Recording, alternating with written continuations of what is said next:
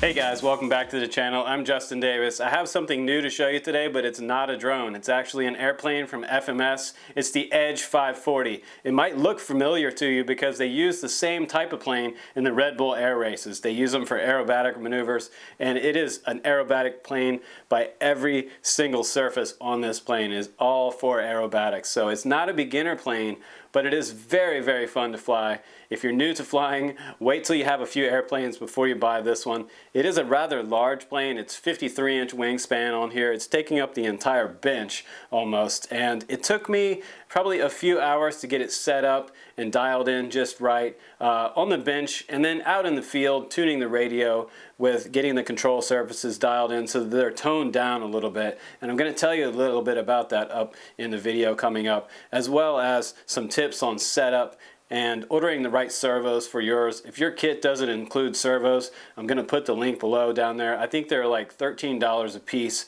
and they are FMS Metal Gear Servos that you want on this plane. It has some really cool stuff on here, and so I'm going to show you that right now. I'm also going to show you some specs in the manual, and we'll go over and talk about the ESC and the motor and which radio you want to use with your FMS EDGE 540. Now, the first tip that I'm going to give you for your EDGE 540 is putting this prop assembly on here. It has a nice little chrome style nose cone on here. Now this screws off. It screws off to the left. We'll just pull that off here. And there's going to have 3 screws here that go to the back side of this. And you're going to put these screws straight through the props. Now make sure you assemble this before you stick this on the motor, because I made the mistake of kind of playing around and sticking this back plate on the front end of the motor, and it almost didn't want to come off the nut. It was very hard to get off because there's nuts that have to go behind each one of these bolts.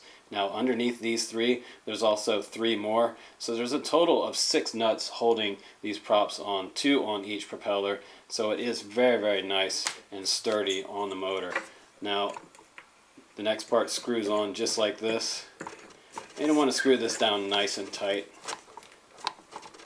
by hand, and that will actually hold the prop and everything on there really, really tight. So very nice nose cone assembly. I like the chrome look. That's really nice. Also, if you take this whole thing off, this front end for the firewall actually pops off with a couple magnets that hold it on in place. So this is really nice. So if you tear this up, it would be really easy to replace this front wall.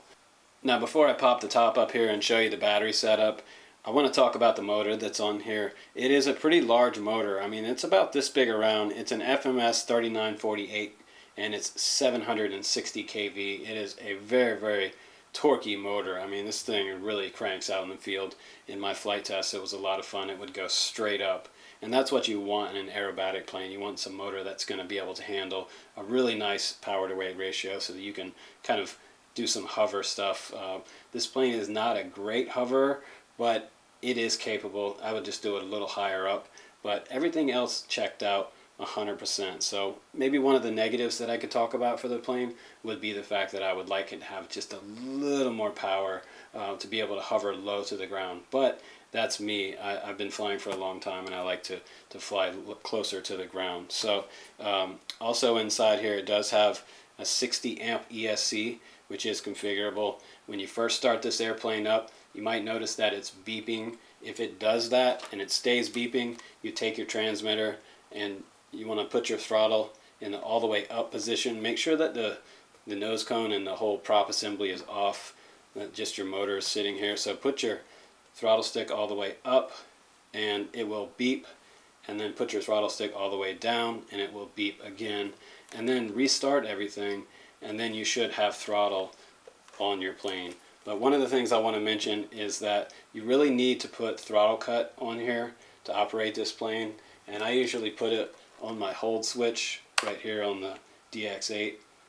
I put it there, and when I'm waiting to fly and getting set up, I switch that to throttle cut so that I get 0%, because if I walk around the plane and I accidentally hit this stick, I don't fly it into myself. And usually when I plug it in, I stand behind a plane like this and I plug it in from the back. In case something does happen and I hit the throttle, it takes off away from me instead of right into me. So that's also very important for you guys flying this large scale plane.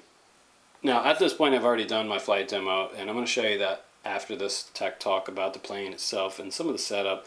You can see where I took my run cam off here, so I took some of my paint off from that VHB that I had down, holding down the run cam too.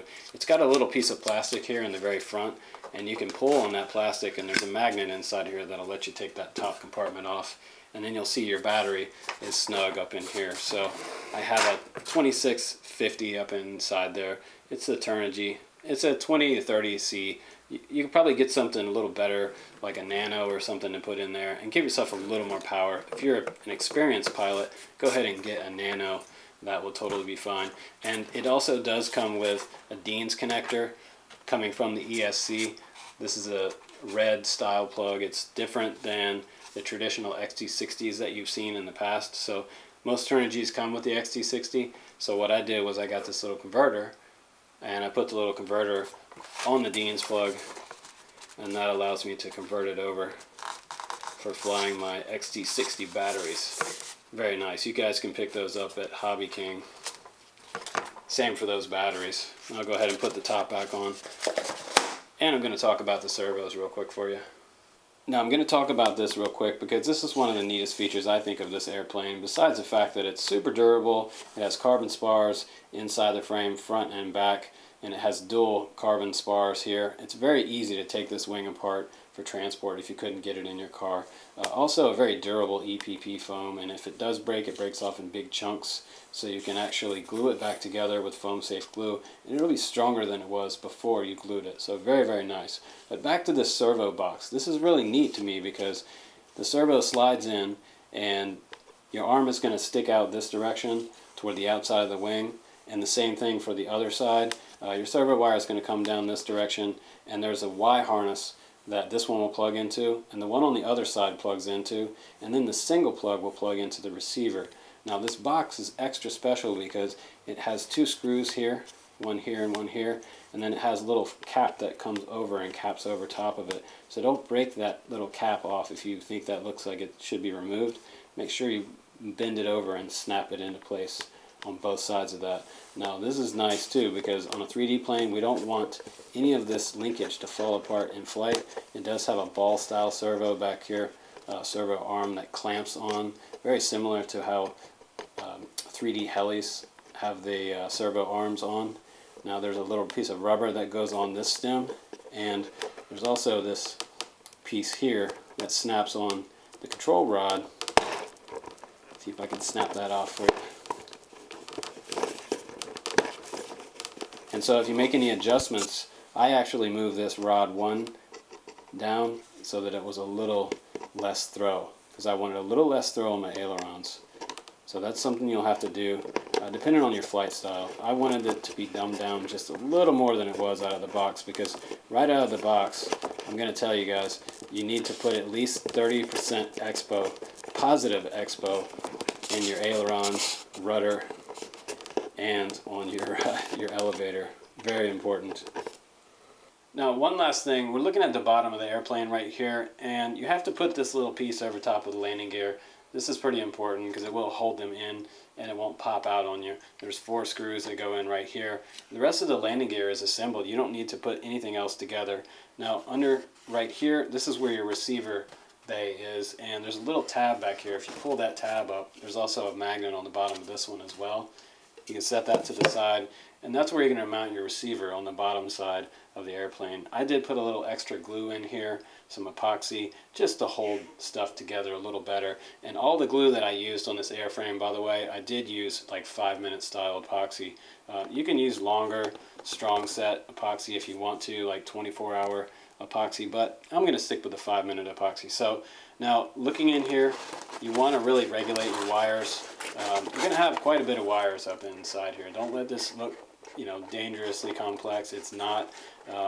Looks like there might be, let's see, a total of 4 or 5 wires in here altogether. Now they're just long and they're extra, so I bunched them all up and put a zip tie around them, and then I just take them and stick them underneath the airframe. Now what the nice thing about these wires is that when you go to put these in your receiver, they're all labeled one by one, so make sure you put each one in the right channel where it goes, because it is also labeled on the receiver itself, so no big deal there. So let's go ahead out to the field and take a quick flight test of the Edge 540. All right guys, welcome to the flight test portion of the FMS.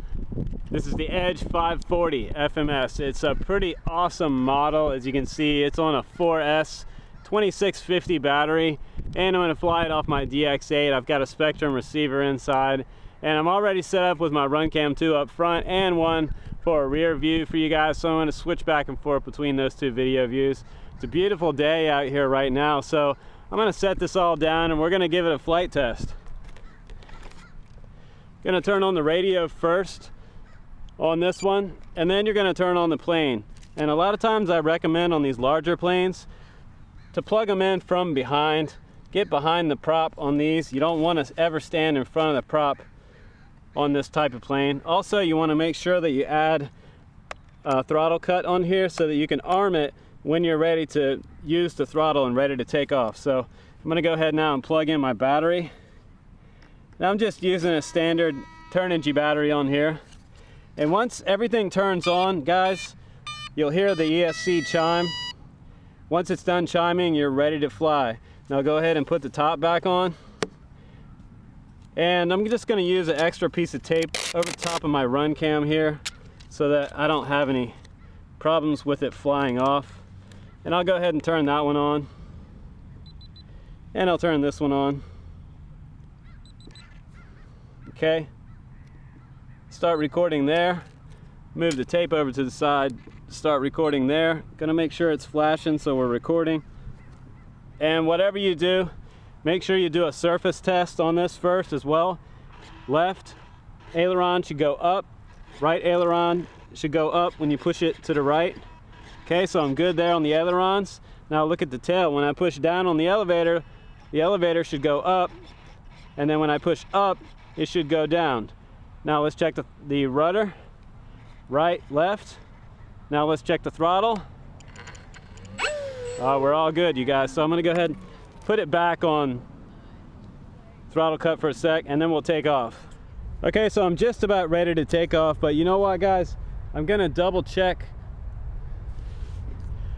Okay, so we're just about ready to take off, and I have flown this a few times already, and I've worked on the trims, and I've added a little expo to the radio on the certain control surfaces that I needed, and I've trimmed it out already, so we should be good to fly. Just gonna check the RunCam 2s real quick, double check that those are ready to go. Here we go, let's take off, guys.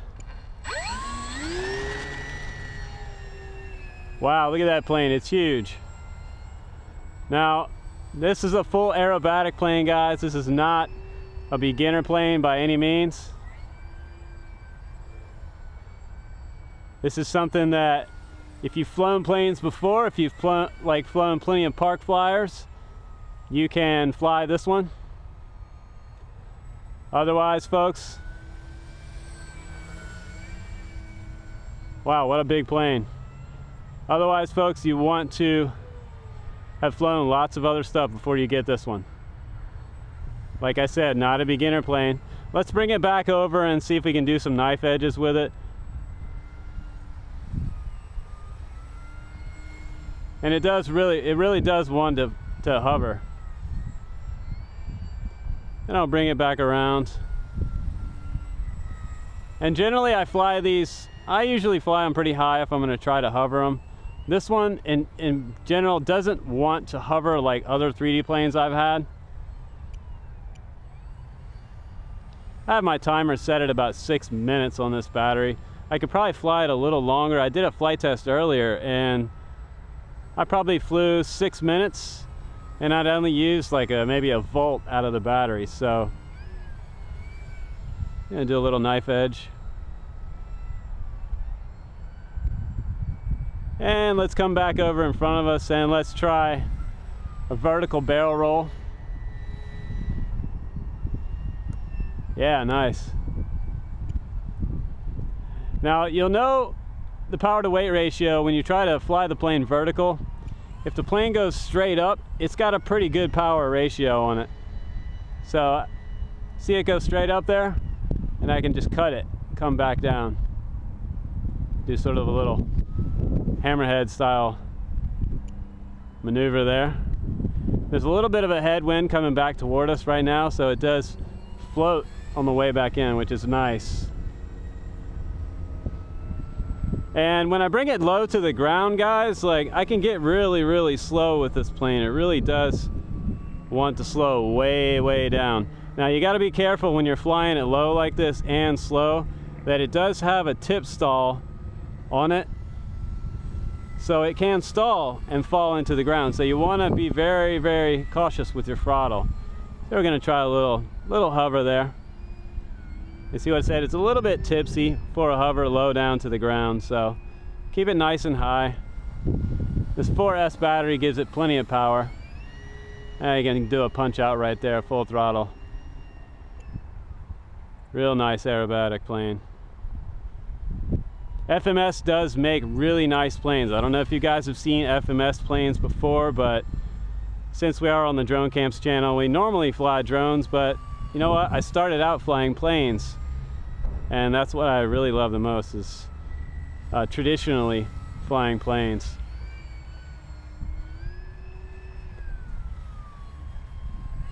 And this one is a nice size, so visibility is really good with this one.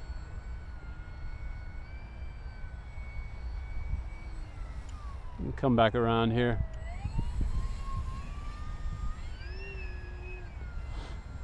Now if you have your plane set up right, when you fly it inverted, it should fly straight.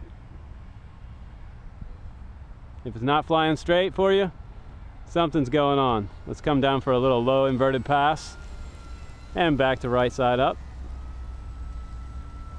Beautiful flying plane. Now it doesn't have quite as much power as I'd like it to have. That'd probably be maybe a con of it. I think the airframe altogether is probably a little heavier than I'd like it to be. But then again, it is that really dense foam. So if you do crash, you can use some foam safe glue and you can glue your wing right back together. It is running metal servos on the wing and on the tail.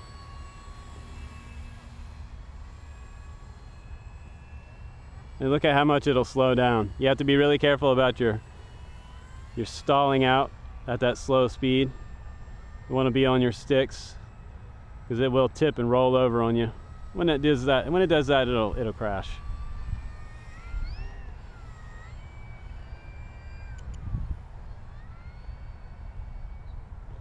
Looks like there was a Canadian goose or something flying by. He was coming in to check it out. A little bigger than he is though. Now I'm just going to cruise just a little bit. Now you could FPV this one if you wanted to. It is pretty big to FPV, but it is possible. I probably will at some point. So my beeper is about to go off. I hear that I'm at about the last minute of flight time I have on this battery, so I'm just going to bring it in close, and I'll do one more lap around before I come in and land. Look at it slow down, really nice there. Almost wants to touch down, a little touch and go maybe in the grass. And this is the same plane that they use in the Redbull Air Races, guys. If it looks familiar to you, that's why. This is the same exact style plane. Edge 540, super famous.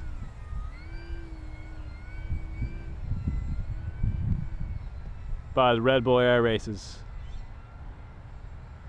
Very aerobatic and very capable of doing just about any type of maneuver that you'd want to do. So we're going to kind of maybe one more lap around